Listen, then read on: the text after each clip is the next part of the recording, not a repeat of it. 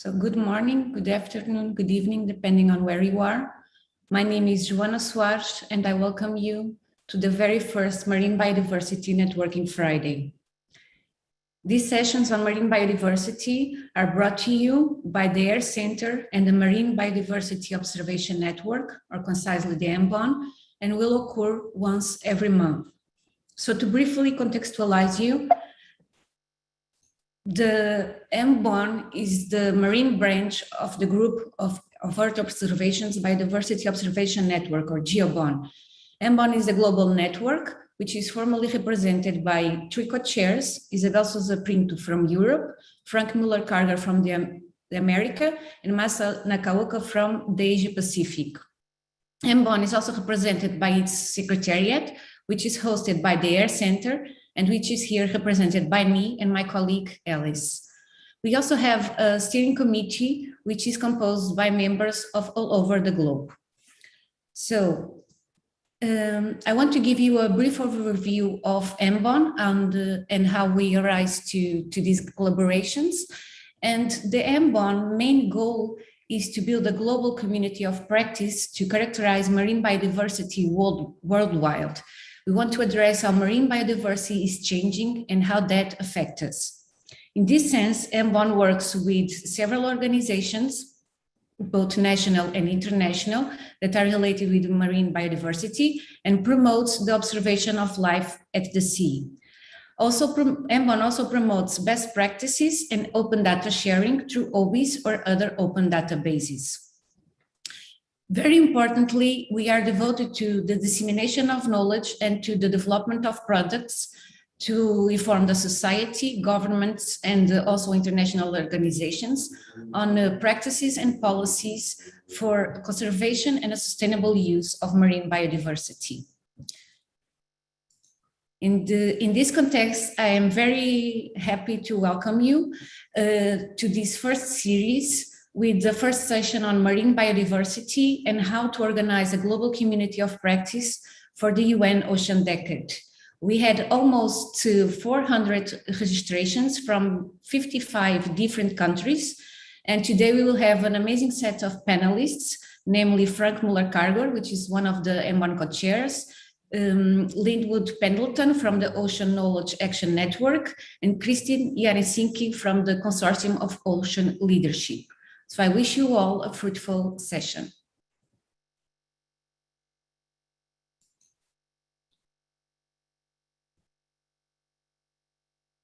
Thank you, Joanna, and hello, everybody. This is the first session of the MBON, the Marine Biodiversity Networking Fridays, but we're going to dedicate it to our first Marine Life 2030 session. Many of you participated in the proposal for Marine Life 2030 as an Ocean Decade program, and here we are. We are starting the program now, and I think that we're going to have a very busy decade trying to organize this and getting our products out. As you can see, we have a logo, we have a website. The website is down at the bottom here, marinelife2030.org, and we'll slowly populate that website with activities and things that we would like to share with you. So the proposal was submitted last year.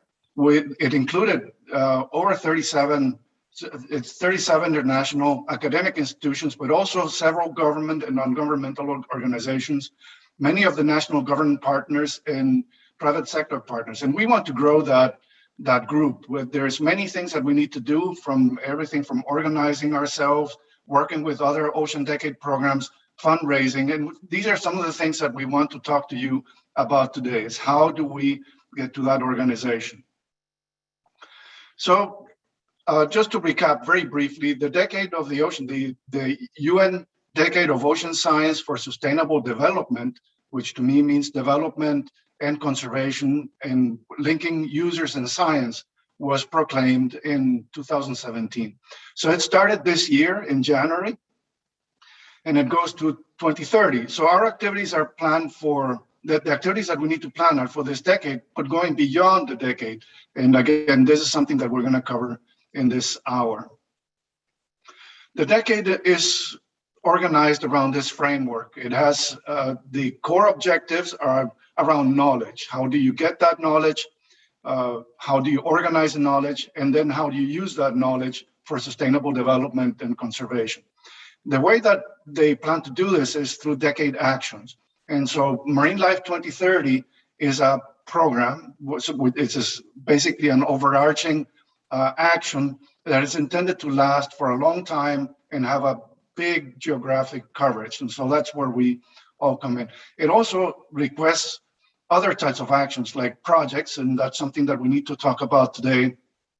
Activities and contributions can be things like organizing events or funding that you have to coordinate with the decade as well. But we are at the level of a program, and our intent is to address some of these challenges that are listed on the right. While all of these challenges are relevant, Marine Life 2030 specifically focused on challenge number 2, which is protecting ecosystems and biodiversity, challenge 9, which is basically capacity development, and challenge 10, which is exciting humanity about what goes on in the ocean.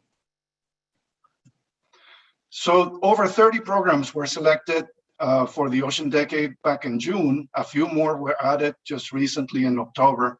And Marine Life has to now find a way to work with all of these different programs. Many of you represent either Marine Life 2030 or are involved in some of these other programs.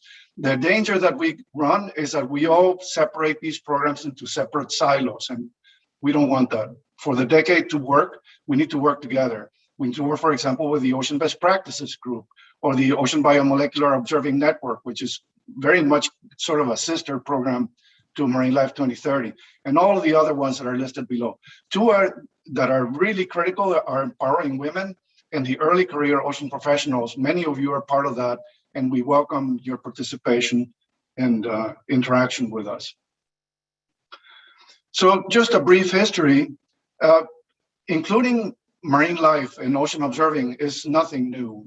It goes way back, and it was initially proposed under the Global Ocean Observing System when that was incorporated into the Intergovernmental Oceanographic Commission back in 1991.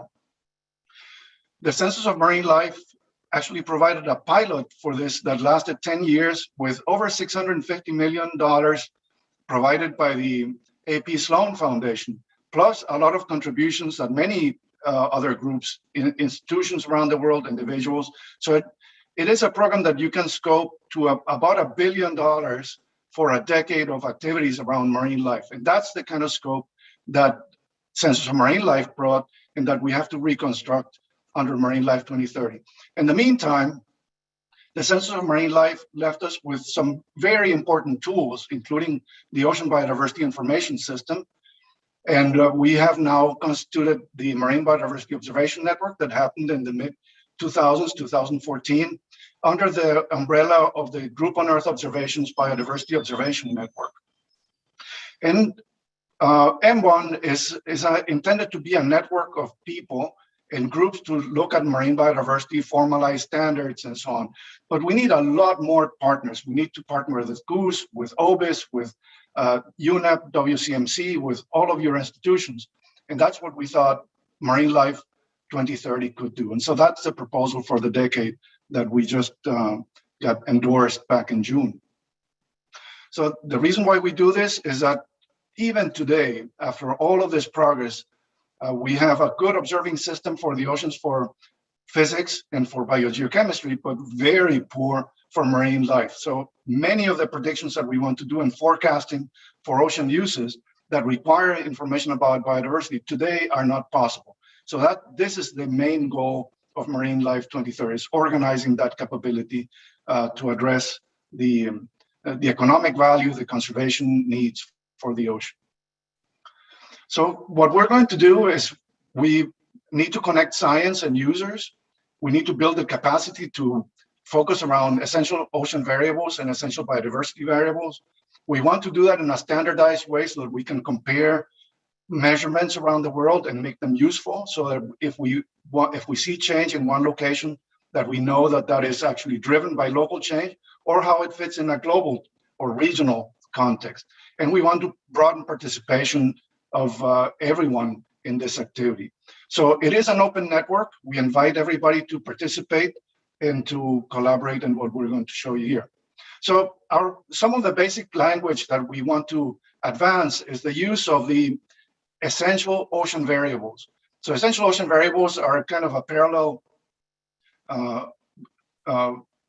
framework as the essential climate variables. So they're very linked. And in this case, there's essential ocean variables for biology. These are required. These are the core observations that you need to develop the essential biodiversity variables. If you think of essential biodiversity variables as maps that change over time of biodiversity information, you need to have the fundamental observations in a standardized way, in an open and shared manner that we're trying to put together through what we call the bioeco EOVs. And then we want to put that through this framework, which I'll try to walk you through. This is what is called the Framework for Ocean Observing. And again, it's about it's not new. It was published in 2012, and we're still trying to implement it for biology. In this framework, the needs that you have, that every country has, are documented by the Global Ocean Observing System. And the Global Ocean Observing System sets the requirements and the specifications for the essential ocean variables. MBON is one of the networking tools that we have to bring the community together, working with, for example, the Ocean Best Practices System around standards and how you collect the data and how you store the data and how you share the data openly to the public through devices like OBIS. So OBIS is one of the data outlets that is open and available and can make products that can inform the community. And this loop is closed. So this entire system is what we're calling Marine Life 2030. So at this point, the Ocean Decade has made a new call for actions, and I welcome you to go to this page. This is what they call the Stakeholder Forum. We need people to consider writing proposals for projects and individual activities that are linked to Marine Life 2030 through this page. And so we are willing to work with you in developing those. Those proposals are due every 6 months. So they just announced this call for proposals. The proposals are due in January, and then in 6 months after January, they will have another, or after October, sorry, they will have another call for proposals. If you want to join Marine Life 2030 as individuals, you do that directly with us. And that's the one thing that we're going to walk through today. So today we want to talk about volunteer efforts. At the moment, the decade has no money. Marine Life 2030 has the funding that people that committed to write the proposal came in with. So Brazil, Japan, the US, Europe, come in with existing projects or time that they want to commit to this effort. We need to grow that to the level of what Marine Life 2030 requires, which is, we estimate, about $1 billion for the decade. So we need to do that with working around events that Linwood is going to talk to you after Kristen gives you some of the mechanisms that we have for communication. The part of the effort is going to be filling and joining through this form. And this is something that we're going to post on the Marine Life 2030 website. I think maybe Jose can paste the link for this form online now on the chat.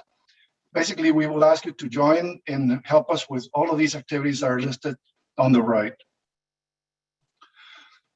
If you want to contact us directly, please write me at carib.usf.edu or Gabriel Canonico. We're both trying to lead or organize, at least initially, the program as we stand it up. There's many other people involved in organizing the Marine Life 2030 effort behind the scenes. One of them is Linwood Pendleton, and Kristen Jurensik is also, and you will hear from her next.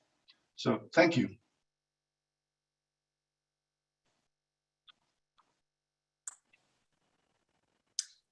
Hi, thanks, Frank. And as Frank mentioned, I'm going to just share with you quickly the marinelife2030.org website. So hopefully everyone can see this right now.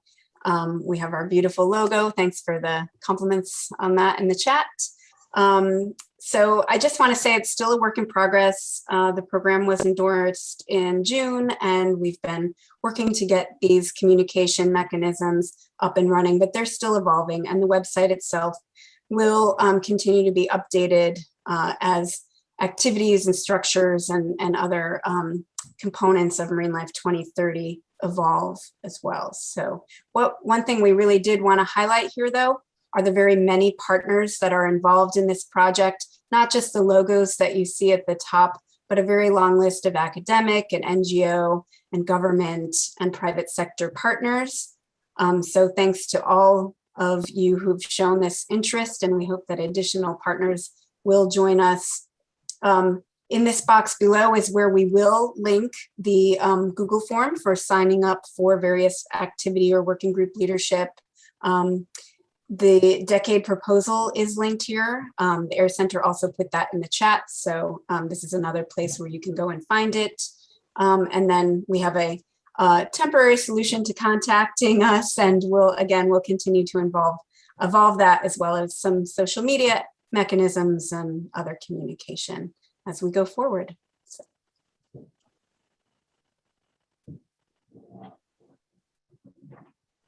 Thanks, Kristen. And I think I'm next. Is that right, Frank? Yep. So, I think even more important than adding to that long list of partners is now getting you really engaged.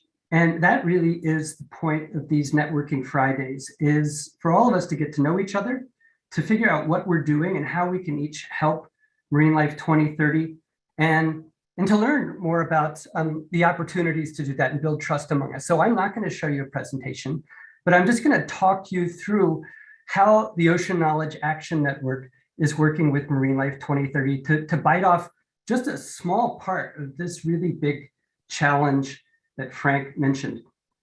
Now, I think all of you know that a core principle behind the decade is that we need to transform the way we do science to make sure that the science really provides the information that decision makers need, whether they're trying to decide what to eat, where to fish, where to play, and what to protect.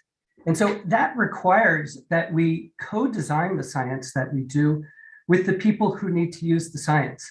And the Ocean Knowledge Action Network was created to both catalyze the co-design of science, thinking about the ocean decade, but also many of these other international initiatives, but even local initiatives, because I think all of this ocean science needs to be co-designed if it's going to be effective.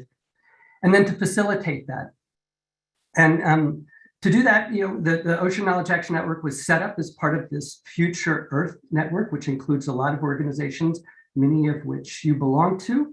And it is different than all the other knowledge action networks at Future Earth in that it has an international project office. And so I'm the executive director of that international project office.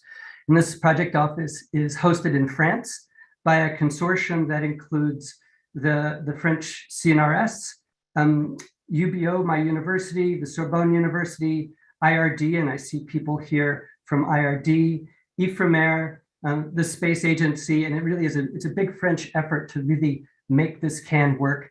And what we're doing with Marine Life 2030 and what we're doing generally is trying to create two kinds of networks in a new sort of way. So one network is a vertical network that really begins with end users. How do you find people who need marine life science in order to make decisions, whether it's where to put aquaculture or where to begin restoring ecosystems? And then how do you understand their needs and link them then to scientists and researchers who can provide those needs? And how do you provide these scientists and stakeholders with the means of actually engaging? Engaging with each other is not so easy. And so this is where facilitators come into play. There are lots of programs now on different approaches to the co-design of science inside and outside of the ocean world. How do you monitor and measure your success? And how do you find funders who are willing to do that? So the Ocean Knowledge Action Network is trying to create new vertical networks to do this. But we're also trying to find new ways of sharing information horizontally. So once you have the vertical connections made, working in one place or one region, how do you share knowledge about how that co-design is working with other places on the planet? Because we're learning by doing in many cases, and we want to be able to share this information in real time. A lot of time, that information about how co-design works is locked in people's heads because we tend to write less about that and more about the science that we do. So to really get concrete and try to find new ways of doing this, what we've done at the Ocean Can is we've selected just a couple of decade science programs to work with directly. Marine Life 2030 is one of those. But of course, as Frank mentioned, by working with Marine Life 2030, we are in fact working with a lot of the biodiversity and marine life oriented programs of the decade. And then we're working with 3 decade networking programs. So there's SmartNet, the ECOPS network, and Empowering Women for the Decade. And then we're really trying to connect them with end users in some very specific places. And so if we start east and go west, we're working with partners at Future Earth Taipei. We're working with the University of the Seychelles. We're working with Nelson Mandela University in South Africa, the University of Ghana, and then the Federal University of Sao Paulo, and then finally, a group of partners in California. These are places where we're really focusing on end user needs and learning how to listen, how to build trust, how to build relationships with these end users. And this is going to vary, of course, across these different places because the cultures are very different, the approaches are very different. So we are working with Marine Life 2030 to do that. In the first year, we're just going to focus there. We're going to focus on the decade programs that I mentioned. And then we're going to focus on the science networks that are our sister networks through the Future Earth network. That includes MBER and SOLAS and Future Earth Coast and PAGES, which is a paleo geological network, and Earth System Governance has an Oceans Task Force. So we're doing that to really try to figure out how do we do this effectively, because I'm sure, as you all know, we have now so many programs, so many networks, so many initiatives that communicating with each other has become increasingly difficult. So to do that, we're really trying to make sure that we come up with a new way of connecting networks to each other to begin with, to plan our activities in a more coherent way, and then to make sure that our activities are well planned with the decade activity. And so to do that, we're working with an organization in Denmark called Actor Global to co-design a network of networks platform that we hope will work well with the kinds of platforms you are already working on with the Global Stakeholder Forum and others. So this first year, we'll just be focused to try to figure out our way of working with the decade, the way of working with Marine Life 2030. And as we do this, we expect to expand quite rapidly.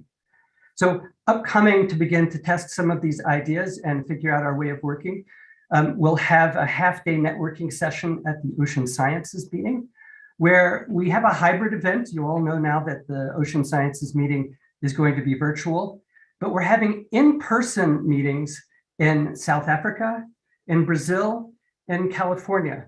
And the idea is to bring stakeholders together there and then bring the scientists from Marine Life 2030 and its affiliated other decade networks to the stakeholders in these places. And we're working with SmartNet, ECOPS, and Empowering Women to help provide each of these hubs with that networking flavor that each of these networking programs provides. So for instance, SmartNet is going to help us in California. The ECOPS are working with us in Brazil. And the ECOPS are working with us in South Africa, and Empowering Women is working with us in Brazil. The idea is to really catalyze some relationships, begin the process of talking to each other so we can figure out how to co-design proposals together. We'll take from that and have a learning around that and do it again. And so we're now planning on doing a similar process in the Caribbean.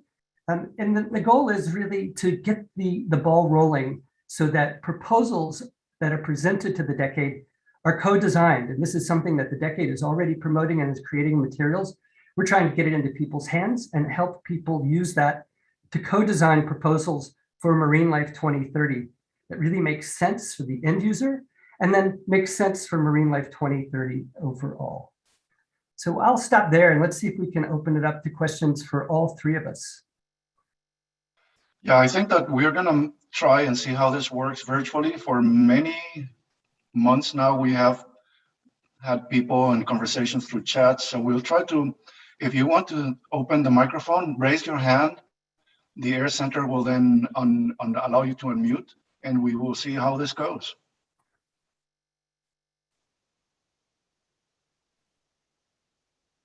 I see Jennifer Sunday has her hand up. That was an error. I must have been hovering over it. So I don't, but my mind is whirling. I'll think of something. Would you like to tell us who you are? Sure. Okay, sure. Yeah. I'm Jennifer Sunday. I'm at McGill University in Canada and super interested in this. We've doing some big, large-scale networked eDNA sampling last summer and thinking about writing a proposal and looking for funding for this upcoming call. You know, when you think about writing proposals, it's really important to think about co-design before you even begin writing it. So this is certainly something that we at Marine Life 2030 and the Ocean Knowledge Action Network can talk to you about. We're trying to find new ways of engaging stakeholders in this co-design proposal because, of course, you know, most stakeholders aren't paid to participate in these proposal writing processes, and they can't afford to take the time to write a proposal that only has a 10% chance of being funded. So I'm really interested to see what you do, and please reach out if you do find that you are open to some ideas about how to do this differently. Just I want to follow up on a comment with Jennifer, because the Ocean Decade is having these calls for actions, for proposals, including the project proposals that we're requesting to be linked to Marine Life 2030 and other programs, and they come with no funding, right? So this is something that we have to internalize. We have to see how we deal with it, and this is a conversation that we have to have. I don't know, Linwood, if you have ideas, but the proposals that we write need to perhaps go in parallel to an agency that can fund it, and then we can implement the activities. Because the decade, all the decade is giving us is an enormous platform, visible, very, very, very visible, but it doesn't provide the funding that we need to get things done. One of the things that we're doing in the places I mentioned is trying to map out what are the needs for marine life science, who are the people who need this information, who are the scientists locally who can provide it, what scientists aren't available locally that we need to bring in from elsewhere, and then what are the funding opportunities. And when you bring all those together, you start to see an intersection, which these may not be the most important places or the most important projects overall, but they're the low-hanging fruit to begin working together and doing this co-design. And so that's really where we want to focus in these first couple of years. We've been talking for the last year at the Marine Life 2030 level, but sort of all the decade programs have been talking at a very high level. And now we're ready to start working and to start creating these relationships. And we want to do that learning by doing. I see Alex has got his hand up. Yeah, thanks. Thanks, Linwood. I'm actually putting together a roadmap at the moment for a major funder for a global biodiversity project. And if it's funded, it could be funded to the tune of $50 to $200 million over that 10 years. We obviously have reached out to a broad body of the marine community who are involved in species description, public engagement, handling data, and capacity development. The funder very much wants to see an emphasis here on species description, but obviously, you know, we're not going to be describing species just for the fun of it. We do want to, you know, end up at the end of the day with something which significantly contributes to, you know, the needs of humankind. We're running to a very, very tight deadline. So what would be enormously helpful to us would be assistance with making contact with these stakeholders that you've talked about, so that we do get strong input from them, particularly from governments, but also from other people working on the ground in low-income low-income countries. I think that's really important, and we can do that in those countries that I mentioned, but I think there are those of you out there that probably have similar networks in countries I haven't mentioned. And the reason we're working in those countries I've mentioned is because they've been very active in the development of the Ocean Knowledge Action Network since its development stages, which began in Kiel at a Future Earth Oceans meeting in 2016. But this sort of thing is happening elsewhere. One Ocean Hub has been doing work that's quite similar to this. And I think what we want to do with these network meetings is really get you to raise your hand. And when you go to the survey that will be on the Marine Life 2030 website, it will ask you very specifically, where can you provide leadership? Is it at a regional level, a global level, or a country level? And if it's at the country level, which countries? Because while there are big programs that will be launched at the kinds of levels that Alex mentioned, Marine Life 2030 will also be built from the bottom up by a lot of smaller programs. And so one of the things that Marine Life 2030 must do is respond to the opportunities at all scales and all levels, but at the same time, bring this sort of scientific expertise to it, bring interoperability and best practices to this work so that the sum is greater than the individual, or the whole is greater than the sum of the parts, so to speak. So we can help you, Alex, but I also hope that there are other people here today that will go to the website, take that survey, so we can begin to give you an even bigger list of potential partners that can work with you. So before passing to Christina, we have some questions in the Q&A. So Antonio Jorge da Silva asks, how welcome will be project proposals to develop instrumentation, particularly low cost, to observe littoral ocean domains at several timescales in non-aggressive minimum interference approach? I think the answer is very welcome if you have an end user that needs this information. So this is sort of getting back to what Alex was saying and what Frank was saying. If you can really tie that to someone who needs this kind of information about marine life to make critical decisions, that's exactly what we want. I think it's really going to vary from place to place. And so there are many, many opportunities here to do that. So, and we have another question from Rebecca Martone. I don't know if I'm spelling this right, but she asks, how does Marine Life 2030 have ideas for the types of end users and how the information could be packaged to entice co-design? Often the process is iterative, and having examples of how this can work can spark the conversation and development. Yeah. I think we do have ideas now. I'll mention some, but I think it's really important that when we talk about end users and stakeholders, we're really clear about who we're talking about, because I do hear people talking about end users as if they're all the same.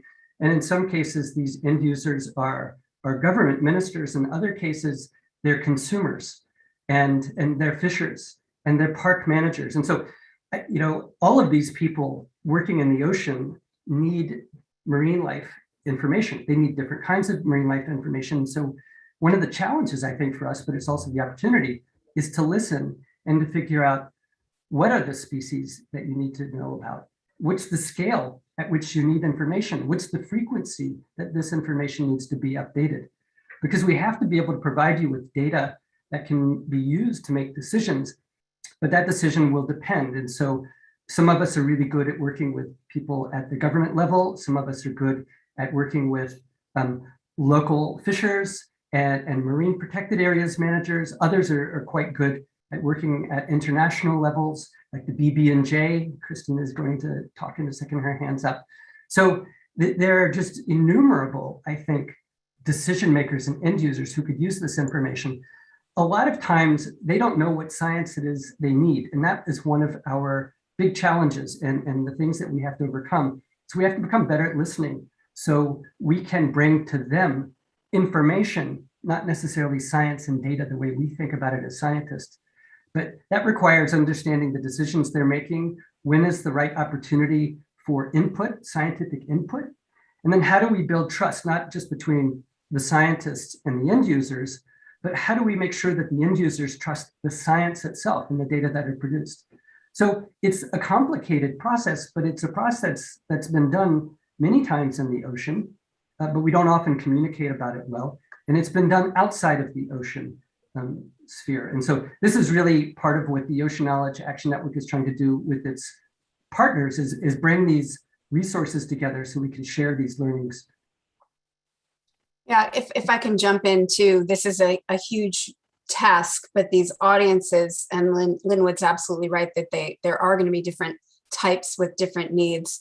But there will be a lot of overlap with these marine life oriented programs. And so where can we build and leverage one another's activities to benefit all of us? And that's something the Marine Life 2030 partners are starting to do, first with the Ocean Knowledge Action Network event in February, and also some other coordination-oriented workshops that we'll be organizing for that purpose, to start to align our activities, understand what one another is doing, and map out a way we can collaborate and maximize impact while kind of spreading, utilizing the work that will be being done across the programs.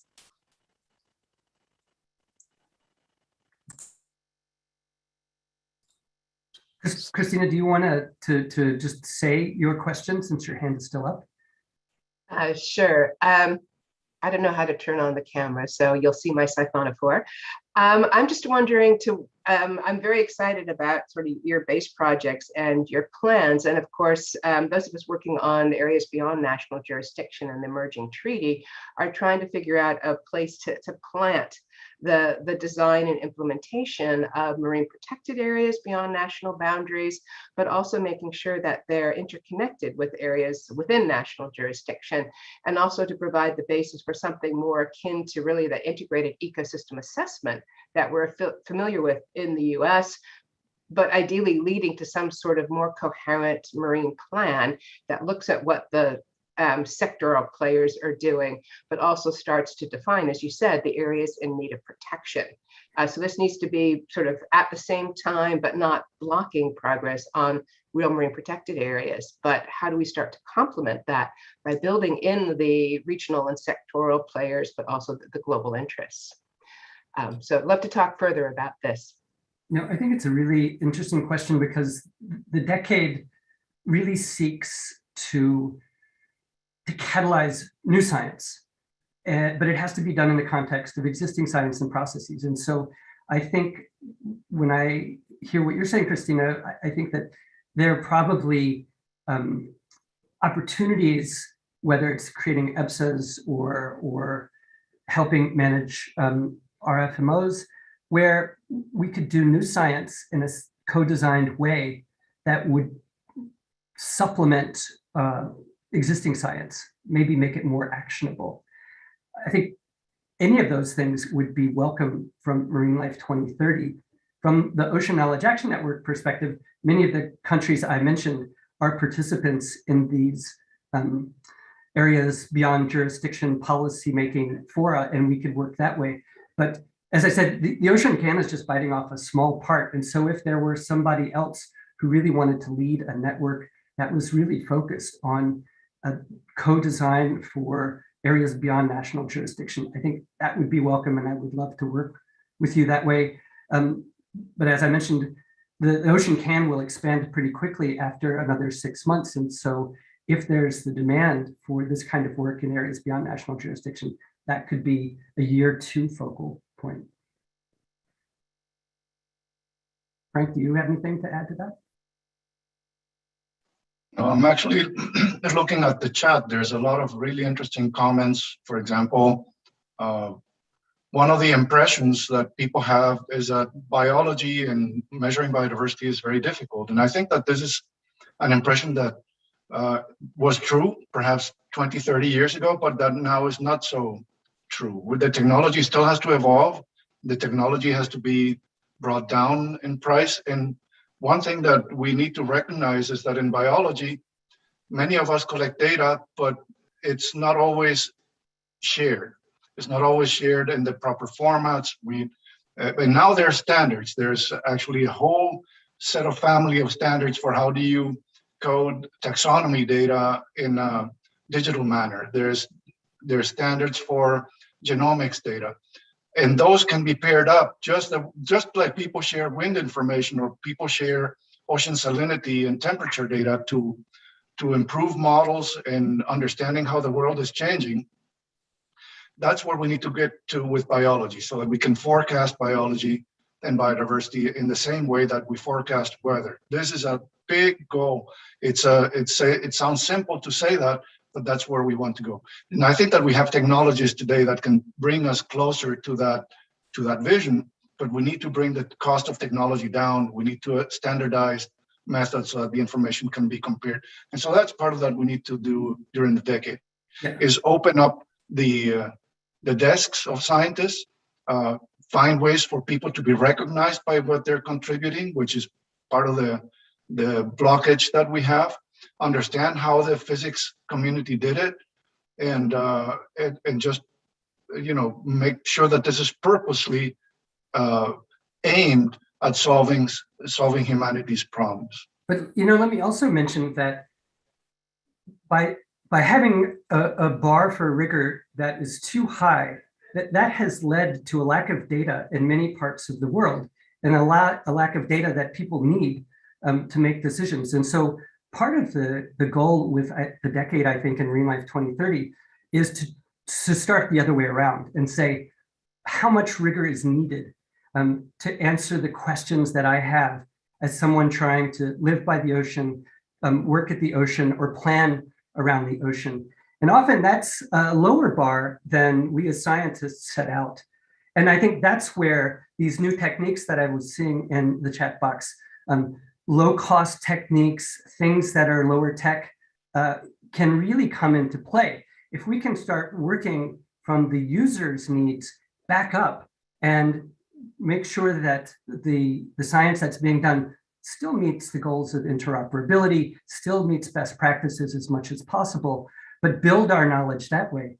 Because a lot of this is about creating demand for marine life data. And that means we're going to collect data in these first years that is not perfect, but it'll get better as people see its usefulness. And so really, I also look at Victor Magat's question here. It's like, how can the study benefit marine geologists? How can it benefit biologists? We really want to turn that around and get marine geologists thinking, how can marine geology benefit end users who are dealing with the marine life in the ocean? And we're going to have this meeting, we hope, with the PAGES program, where we'd like to really get a paleogeologist thinking about what is it that paleogeologists do that can help us manage marine life?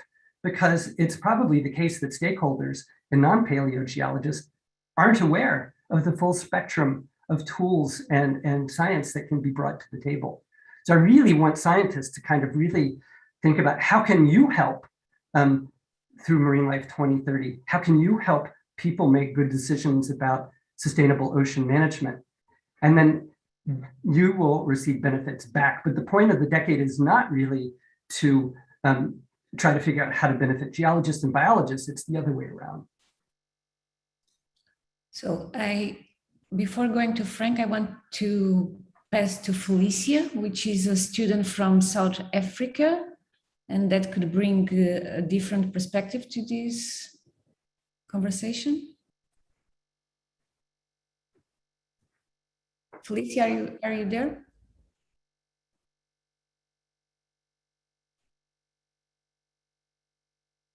Well, she has her hand raised, but maybe she's not listening. You can go on, Frank, sorry. Yeah, I hope people take this opportunity. We can stay even beyond the hour if people want to continue to have the conversation.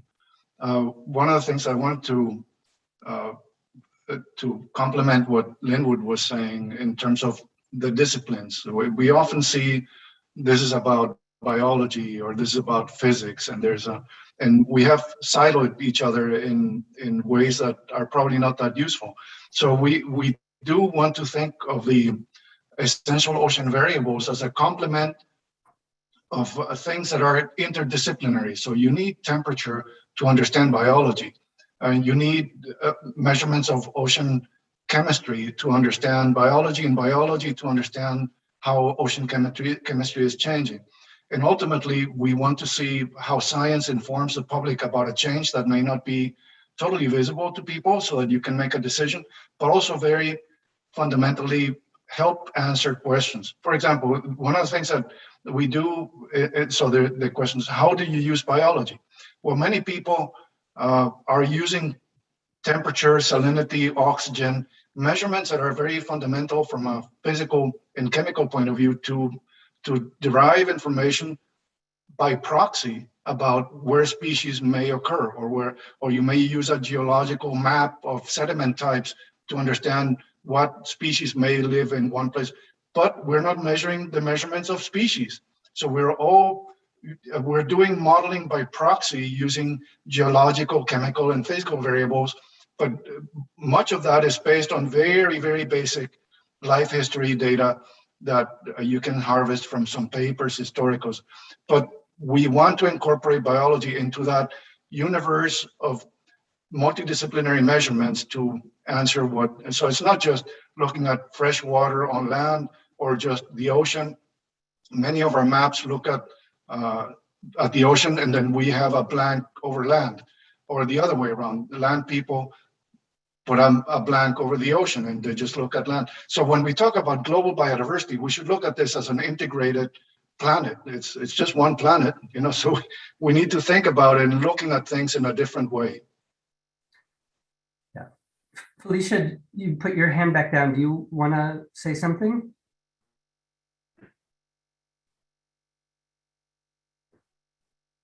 Maybe not. I want to answer Felix's question, which is, what's the difference between co-design as I'm talking about it and cooperation or joint activities? And I think the big difference is that co-design starts with the management problem at hand. And like I said, it could be what you decide to eat. It could be something from a consumer to a vacationer or someone living at the sea, all the way up to someone who's managing a fleet of ships or whatever. So I think what we want to get away from is involving people in the science process after the science has been decided. We don't want to start with a scientific approach or a tool and then say, who can use it? That's like looking under the light post for your keys. What we want to do is start with, well, the ocean, we know the ocean we have and the ocean we think we might get is not necessarily the ocean we want.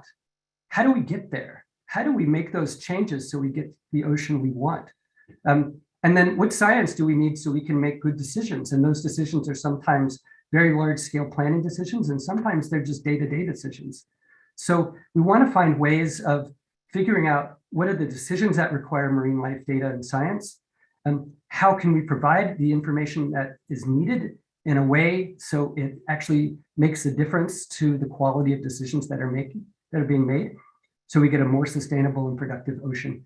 So it involves cooperation, it involves joint work, it involves openness and transparency, but it is mission oriented, it is stakeholder driven, and I think that's the big difference. So following Frank's comment, we have another comment and a question in the chat from Christina that says that she loves the idea of bringing multidisciplines together. And she asks if we have plans to test the application of essential biodiversity variables in the open ocean and deep sea. The IDOS, which is the Integrated Deep Ocean Observation System, is hoping to work on some pilot sites in the deep sea. But what mechanisms are there to couple these with water column, migratory species connectivity efforts? Yeah, I think that this point that Christina brings up and a similar point that Neil Davies brings up on how do we link these different programs. IDOS, Challenger 150 is another deep ocean program under the decade. The Ocean Biomolecular Observing Network, OBON, all of these are endorsed programs and we have common interests. So one of the ways that we're trying to help each other or help streamline the language is working through the language of essential ocean variables. So we are not proposing to just measure the biology essential ocean variables. We need to see what is the minimum set of essential ocean variables, be it physics, chemistry, or biogeochemistry and biology, that needs to be measured together to address a certain problem. How do you stand up a system that can do that in different places so you can compare the information? And how do you do it over time so that you can see how the ocean is changing in a way that you can manage a human process so you can mitigate or change what is happening? So the answer, Christina, is yes. We are trying to work very hard to establish links with DOOS, the Deep Ocean Observing System. We're trying to work with Challenger 150 and the conversation that we're having leading up to this call. And we're going to continue that. We're doing that through several mechanisms. And part of the issue that we have is that because the decade has now stood up over 30 different programs, many of them with similar or overlapping interests, we have to figure a way that we don't run each other into the ground by having 30 separate governance systems, 30 separate conversations about similar topics. So how do we join IDOs and OBON and Marine Life 2030 and Supreme and all of these other ones with other existing programs that also need to be part of the conversation? And that's the challenge. No, so the answer is yes. It's not just looking at the bottom of the ocean or just the surface ocean or just the coast. It's how do we get together to an integrated set of programs that provide us the knowledge that we need. But I'd like to hear from people actually. Frank, because we're running out of time, I want to answer Hassan Mustafid's question because it's the most important question of the day, which is what do we mean in the survey by leading key aspects of Marine Life 2030? Well, Marine Life 2030 is a huge, ambitious undertaking. And right now, the sort of active core team that's been trying to manage these parts is relatively small. So what we're doing for this survey is we're looking for those at this point who can really step up and say, I want to lead at sort of a big Marine Life 2030 level, or I want to lead at a regional level, or I want to lead at my country level, capacity building, stakeholder engagement. Some of you are really good at fundraising. So, we need help with fundraising and coming up with the fundraising strategy and a plan. Frank just mentioned governance. We're going to have governance. Our governance is going to have to work with others. That takes time, and we need people to do this. So this survey is the first slice at this, and we're really looking for people who can invest time to lead this at the task force or task group level, at the leadership team level. We need that list of partners there to start stepping up and biting off parts of the whole process that we need to move Marine Life 2030 forward.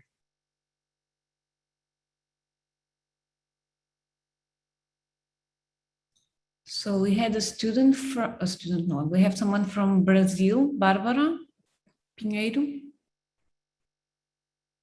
Hello, can you hear me? Yes. Yes. Hi, hello everybody. I'm Bárbara, I'm from Northeast Brazil, from Federal University of Alagoas. And first I want to congratulate for the project, it's amazing. And I'm also part of a group that's a volunteer group to mobilize and engage people to act in the Ocean Decade here in Brazil. So my question is, besides all these connections among scientists, is this Marine Life 2030 have already a strategy for communicate with the society, or does it have any kind of citizen science projects or applications where people can engage with those information that we are gathering, as a scientists? How can we connect? I know that it's already a huge challenge to connect all the scientists, but how are we gonna connect with the society and show them all the results that we are gonna start to having during this decade?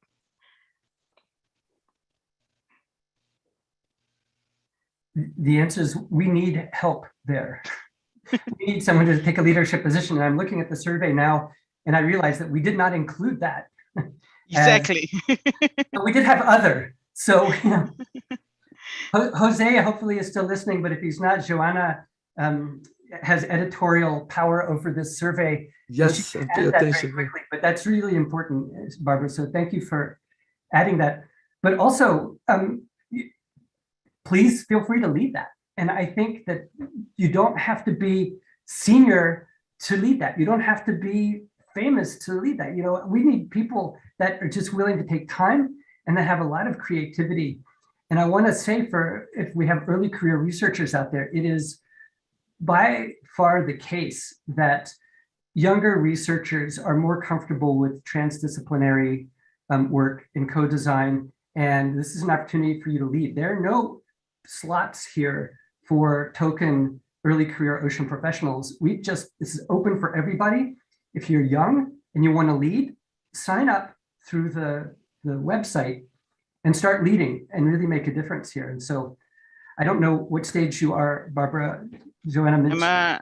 I'm a researcher, postdoc researcher. I finished PhD in 2017. So you'd be great.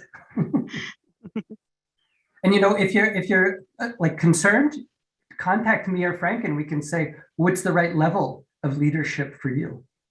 Okay, thank you. Thank you.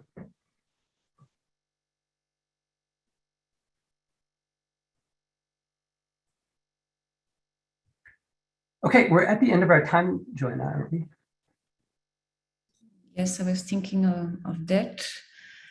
So I don't know if you want to stay a little bit more, or if we finish by now. We have a couple of questions still on the chat that you can also answer by email. So yeah, I can't stay, so I will have to go. Okay. But thank you, everybody. It was great to see this many people turn out for our first networking event. We'd like to see more of you taking the role that I took today, so we can learn about you, particularly if you're going to step up and help the decade. So I think we'll get back to you. Some of you have mentioned projects and programs that I think will really be helpful for Marine Life 2030, and we'd like to have you come and talk to us at future meetings. Okay. Thank you, everybody. Thank you. Thank you very much for your attendance. And I hope to see you soon taking some leadership role at the Marine Life 2030, helping us to build this ocean decade forward. Thank you, Joanna. Thank you, Joanna. Bye. And thank you, Air Center.